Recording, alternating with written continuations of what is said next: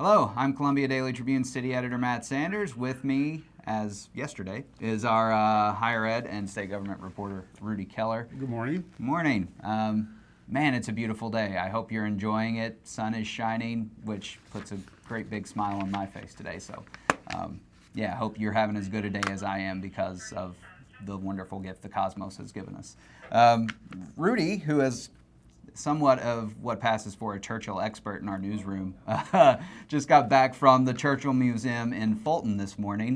Tell us a little bit about what you were doing. Well, what puts a big smile on my face today is getting a chance to go out and talk about a writing essay written by Winston Churchill in 1939 that has recently been discovered among the papers in the archives that were given to the National Churchill Museum by his publisher.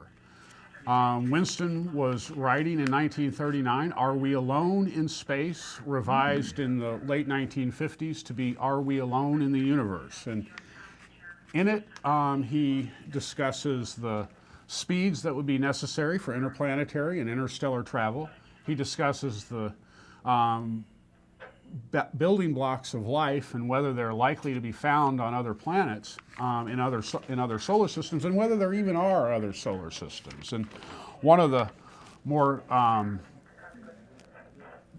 better quotes in there is, "I am not sufficiently conceited to think that my sun is the only one with a family of planets." And he also points out that now, we all know that Winston Churchill was the British Prime Minister during World War II. Mm-hmm. He was also a soldier, a scholar, a painter, and a politician. He also liked to drink. And he liked to drink.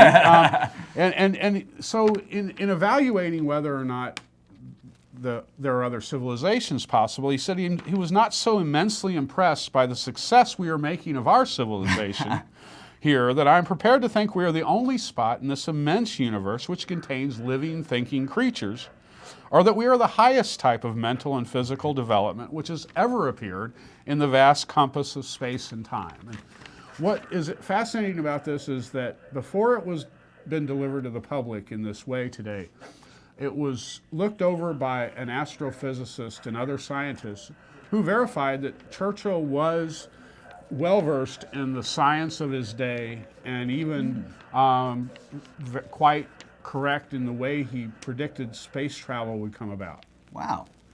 Very much a Renaissance man, Winston Churchill. So, of course, Rudi will have quite an interesting story about that in tomorrow's edition, so be sure to look for that. Some other things that you'll be able to find as well. Tonight, the Columbia Board of Realtors is hosting a forum for city council candidates. Of course, wards 1 and 5 are up for election this year. So Megan, our city reporter, is going to be covering that, so look for that coverage as well.